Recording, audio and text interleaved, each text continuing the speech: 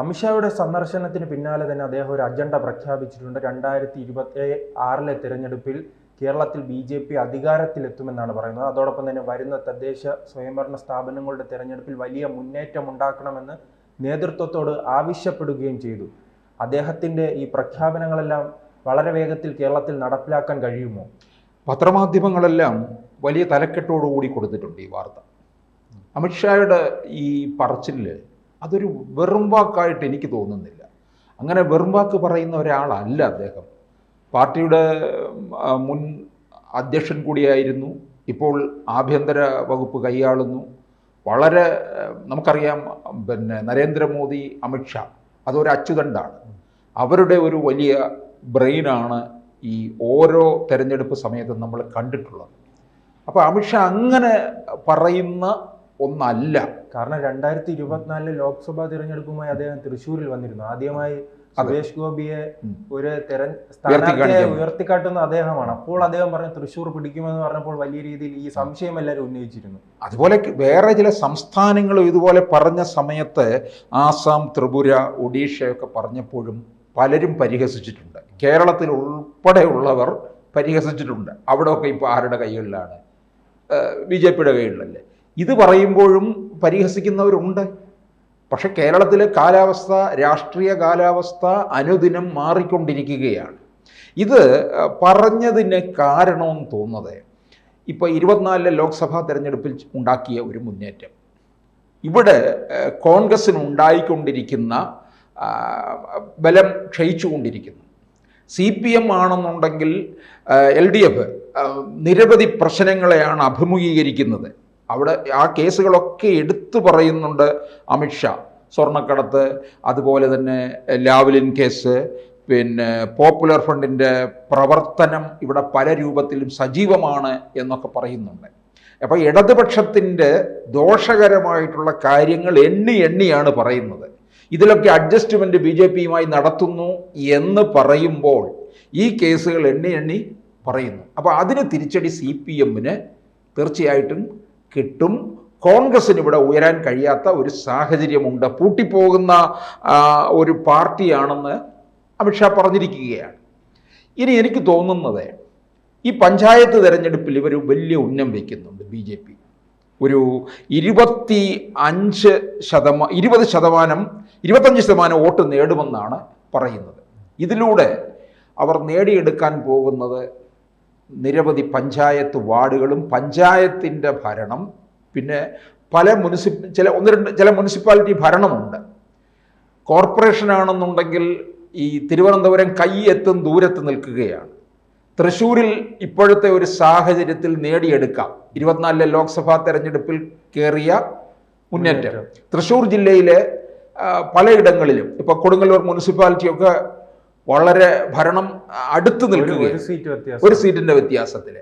അപ്പോൾ അങ്ങനെ അതുപോലെ പഞ്ചായത്തുകളായാലും ഇവർക്ക് പിടിച്ചെടുക്കാൻ കഴിയുമെന്നുള്ളതാണ്. അത് കഴിയുമ്പോൾ കേരളത്തിലെ ഈ പ്രാദേശിക പാർട്ടികളിലൊക്കെ ചെറു ചലനങ്ങൾ ഉണ്ടാക്കാൻ തുടങ്ങും.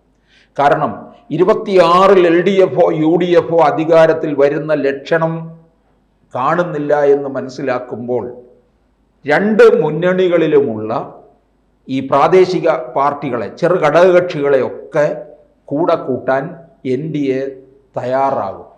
അങ്ങനെ വരുമ്പോൾ ചിലപ്പോൾ ഒരുപക്ഷെ 2026 ഭരണം എത്തിയില്ലെങ്കിൽ ഒന്നുകിൽ പ്രധാന പ്രതിപക്ഷമായിട്ട് നിയമസഭയിൽ ഉണ്ടാകും, അതല്ലെന്നുണ്ടെങ്കിൽ ഒരു തൂക്ക് സഭയിലേക്ക് കൊണ്ടുപോകും.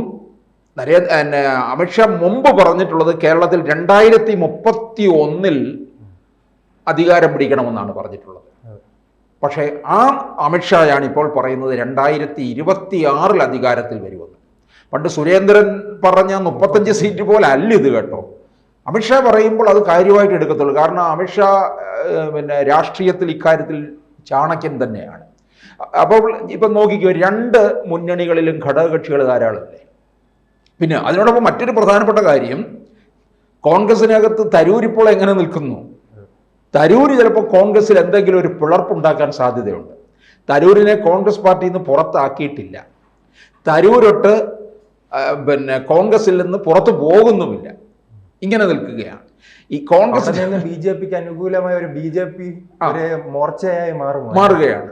ഇപ്പം ശശി തരൂർ നേരത്തെ തന്നെ ദേശീയ തലത്തിൽ ഒരു 23 അംഗ സംഘങ്ങളുമായിട്ടൊരു ടീം ഉണ്ടായതാണല്ലോ. എന്നിട്ട് പിന്നീട് തിരുത്തൽ പിന്നീട് ഖാർഗെക്കെതിരെ മത്സരിക്കുന്നു. നമ്മൾ വിചാരിച്ചതിനപ്പുറത്ത് വോട്ട് നേടിയില്ലേ പിന്നെ തരൂര്? കേരളത്തിൽ നിന്നൊക്കെ നേടി. അദ്ദേഹത്തിന് ഒരു യുവാക്കളുടെ ഒരു വലിയ പിന്തുണ ഉണ്ടെന്നുള്ളതാണ്. കോൺഗ്രസിൽ എന്തെങ്കിലും ഒരു പിളർപ്പ് സൃഷ്ടിക്കും ചിലപ്പോൾ. അത് തരൂരിന് പിന്നിൽ ഇപ്പോൾ രാജീവ് ചന്ദ്രശേഖറും അമിത്ഷായും പ്രവർത്തിക്കുന്നുണ്ട്. ഈ ഒരു കൂട്ടുകെട്ട് രാജീവ് ചന്ദ്രശേഖർ, അമിത്ഷാ, തരൂർ, ഈ കൂട്ടുകെട്ടാണ് ഇപ്പോൾ കേരള രാഷ്ട്രീയത്തിനകത്ത് ചില മാറ്റങ്ങൾ ഉണ്ടാക്കാനുള്ള തന്ത്രങ്ങൾ മെനഞ്ഞുകൊണ്ടിരിക്കുന്നത്. ഇപ്പോൾ തന്നെ LDFിലുള്ള ഘടകകക്ഷികൾ ഉണ്ടല്ലോ, അവരെയൊക്കെ ഇങ്ങോട്ടേക്ക് കൊണ്ടുവരാൻ സാധിക്കും. CPIയെ മാറ്റി നിർത്താൻ, CPI ആയാലും CPM-നെ മാറ്റി നിർത്താൻ പിന്നെ നിൽക്കുകയല്ലേ കേരള കോൺഗ്രസ് തന്നെ. ജനാധിപത്യ കേരള കോൺഗ്രസ് ഒന്നേ ഉള്ളെങ്കിലും കണക്ക് കൂട്ടാം.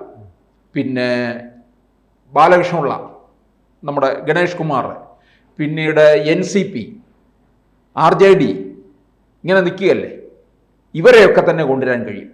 അതുപോലെ തന്നെ UDFിനകത്തുള്ള ഘടകകക്ഷികൾ, ഇപ്പുറത്ത് LDFിൽ പ്രധാന ഘടകകക്ഷി CPI കഴിഞ്ഞാലുള്ളത് കേരള കോൺഗ്രസ് മാണി. ഇതുപോലെ തന്നെ UDFിലും കേരള കോൺഗ്രസ് ജോസഫ്. ഇപ്പോൾ അവർക്ക് 2 സീറ്റേ ഉള്ളൂ. പക്ഷെ അവരും പ്രബലമായിട്ടുള്ള കേരള കോൺഗ്രസ് തന്നെയാണ്. RSP പ്രത്യേകിച്ച് NK പ്രേമചന്ദ്രനെ പോലുള്ള ഒരാൾ. മോദിയുമായി വളരെ അടുത്ത ബന്ധം. അതെ, എപ്പോൾ വേണമെങ്കിലും BJPയിലേക്ക് പോകും എന്ന് വരെ പലരും പറഞ്ഞ് പ്രചരിപ്പിക്കുകയും ചെയ്യുന്നുണ്ട്. RSP ഉണ്ട്, പിന്നെ ഫോർവേഡ് ബ്ലോക്ക് ഉണ്ട്. അവർക്കൊന്നും പിന്നെ CMB ഉണ്ട്. ഒരുപക്ഷെ CMBയോ ഫോർവേഡ് ബ്ലോക്കോ ഒന്നും തന്നെ അങ്ങോട്ടേക്ക് ഒരു ചായ്വ് കാണിക്കത്തില്ലായിരിക്കും. പക്ഷെ കേരള കോൺഗ്രസും RSPക്കും ഒക്കെ സാധ്യത ഉണ്ടെന്നുള്ളത്. ജനതാദൾ പാർട്ടികളുണ്ടല്ലോ, അത് 2 ഭാഗത്തുണ്ട്. JD ഉണ്ട്, RJD ഉണ്ട്. ഇവരെല്ലാം തന്നെ പോകും. ഇവർക്കെല്ലാം തന്നെ ഏതെങ്കിലും തരത്തിലുള്ള സ്ഥാനമാനവും കൊടുക്കും. കാരണം അവരും മനസ്സിലാക്കുന്നുണ്ട് 26-ൽ കേരള രാഷ്ട്രീയത്തിനകത്ത് വലിയ മാറ്റമുണ്ടാകും. മുൻകാലങ്ങളിലെ പോലെ LDFിൻ്റെ കാലം കഴിഞ്ഞു, ഇനി UDF വരുന്നു, UDF 5 വർഷം ഇരിക്കുന്നു, വീണ്ടും LDF വരുന്നു. ഈ ഒരു കാലം പോയി. ഇനിയിപ്പോൾ അവിടേക്ക് BJP കയറി വരികയാണ്. ഈ കേരളത്തിൽ UDF അധികാരത്തിൽ വരണമെന്നുണ്ടെങ്കിൽ BJP ശുഷ്കമായിരിക്കണം, എന്നാലേ ഇവർക്ക് അധികാരത്തിൽ വരാൻ പറ്റുള്ളൂ. പക്ഷേ ഇപ്പോഴത്തെ സാഹചര്യത്തിൽ BJP ശുഷ്കമല്ല. BJP നമ്മൾ വിചാരിച്ചതിനപ്പുറത്തേക്ക് ഒരു പടി കയറിയിരിക്കുകയാണ്. പ്രത്യേകിച്ച് അമിത്ഷാ ഇത്തരത്തിലുള്ള. പക്ഷേ ലോക്സഭാ തെരഞ്ഞെടുപ്പിൽ BJP മുന്നേറ്റം ഉണ്ടാക്കിയപ്പോൾ തിരിച്ചടി ഉണ്ടായത് LDFിന് ഉണ്ടാക്കിയിട്ടുണ്ട്. ഈ LDFിന് പക്ഷേ ലോക്സഭയിൽ എപ്പോഴും പരാജയമേ ഉണ്ടായിട്ടുള്ളൂ. അപൂർവ അവസരങ്ങളിൽ മാത്രമാണ് അവർക്കൊരു നേട്ടം ഉണ്ടാക്കാൻ കഴിഞ്ഞിട്ടുള്ളത്. കാരണം കേരളത്തിലുള്ളവർക്കൊക്കെ തന്നെ ഇപ്പോഴും ഒരു സംശയമുണ്ട്, ഈ കേന്ദ്രത്തിൽ രാഹുൽ ഗാന്ധി അധികാരത്തിൽ വരുമോ എന്നുള്ളത്. പക്ഷേ ഇനിയിപ്പോൾ അത് മാറിപ്പോയി. ഇനിയിപ്പോൾ അത് രക്ഷയില്ല എന്നുള്ള രീതിയിൽ തന്നെ നിൽക്കുകയാണ്. അപ്പോൾ എന്തായാലും ഈ തന്ത്രം മെനയുന്നുണ്ട് അമിത്ഷാ. അവിടെ ഇരുന്നുകൊണ്ട് തന്നെ രാജീവ് ചന്ദ്രശേഖർ അത് തന്നെയാണ് രാജീവ് ചന്ദ്രശേഖറിനെ വിട്ടിരിക്കുന്നത്. അപ്പോൾ ഈ വിഭാഗീയതയുടെ കളി ഇനി നടക്കത്തില്ല. നമ്മൾ പറയുന്നത് പോലെ ഉണ്ടെങ്കിലും അതങ്ങോട്ട് പൊങ്ങി വരത്തില്ല. കാരണം നരേന്ദ്രമോദിയുടെ നേരിട്ടുള്ള നിയമനമാണ് രാജീവ് ചന്ദ്രശേഖർ. അപ്പോൾ രാജീവ് ചന്ദ്രശേഖറും അമിത്ഷായും തരൂരും കൂടി കേരള രാഷ്ട്രീയത്തിനകത്ത് ഒന്നിളക്കി മറിച്ചുകൊണ്ട് 26-ൽ ഒന്നുകിൽ പ്രധാന പ്രതിപക്ഷമായി മാറും, അല്ലെങ്കിൽ തൂക്ക് സഭയിലേക്ക് പോകും, അല്ലെന്നുണ്ടെങ്കിൽ അധികാരത്തിൽ വരും. LDFോ UDFോ വരുന്ന ലക്ഷണത്തിലേക്ക് കാണില്ല എന്നുള്ളതാണ്. കൂടുതൽ വാർത്തകളും വിശേഷങ്ങളും നിങ്ങളിലേക്ക് എത്താൻ ABC മലയാളം സബ്സ്ക്രൈബ് ചെയ്യുക, ബെൽ ബട്ടണും അമർത്തുക.